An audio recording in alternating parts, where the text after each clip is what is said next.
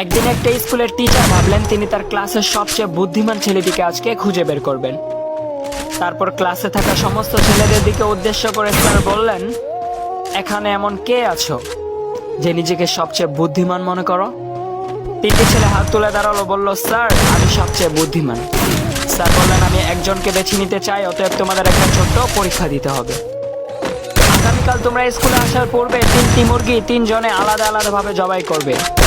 মুরগি 3টিকে এমন জায়গায় জবাই করবে যেখানে তুমি ব্যতীত অন্য কেউই দেখতে পাবে না, অতএব তোমার কারোর কাছে জবাবদিহি করতে হবে না। 3টি ছেলে এসে উঠলো এবং বলল, স্যার এটা তো খুব সহজ, আমরা আগামীকাল অবশ্যই এটা করব। পরের দিন ক্লাসে 3টি ছেলেই উপস্থিত হলো। নাম্বার 1 উঠে দাঁড়ালো, বলল, স্যার আমি মুরগিটিকে আমার বন্ধু রুমে জবাই করেছি, যেখান থেকে আমাকে কেউই দেখতে পাইনি, অতএব আমার কারোর কাছে জবাবদিহি করতে হবে না।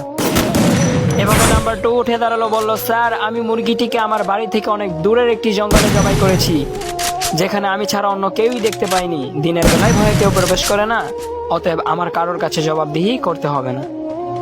তারপর নাম্বার 3 উঠে দাঁড়ালো এবং কান্না করতে করতে বলল, স্যার আমি মুরগিটিকে জবাই করতে পারিনি, আমি যেখানেই যাচ্ছিলাম, জঙ্গলে যাচ্ছিলাম, পানির নিচে যাচ্ছিলাম, কিন্তু মুরগিটিকে জবাই করতে পারিনি কারণ আমাকে একজন দেখছিল, তার কাছে আমার জবাবদিহি করতে হবে, বেঁচে যাওয়ার কোনো উপায় নাই। কার কথা বলছিল আপনারা জানেন?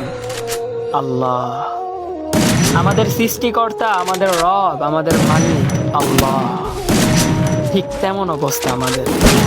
আমরা অনেক চালাক। আমরা যখন কোনো পাপ কাজে লিপ্ত হই, ডানে তাকাই, বামে তাকাই, সামনে তাকাই, পেছনে তাকাই, কিন্তু উপরে তাকাতে ভুলে যাই।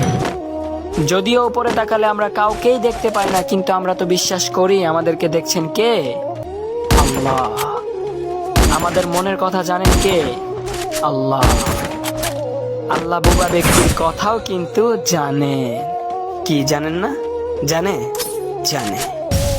অতএব সকাল থেকে দুপুর, দুপুর থেকে সন্ধ্যা, সন্ধ্যা থেকে গভীর রাত, যেখানেই যা কিছু করছেন, যদি একবার ভেবে দেখেন যে উপরওয়ালা আমাদের ঠিক এইভাবেই দেখছে, তাহলে খোদার কসম আপনি আপনার অবস্থান পরিবর্তন করে ফেলবেন।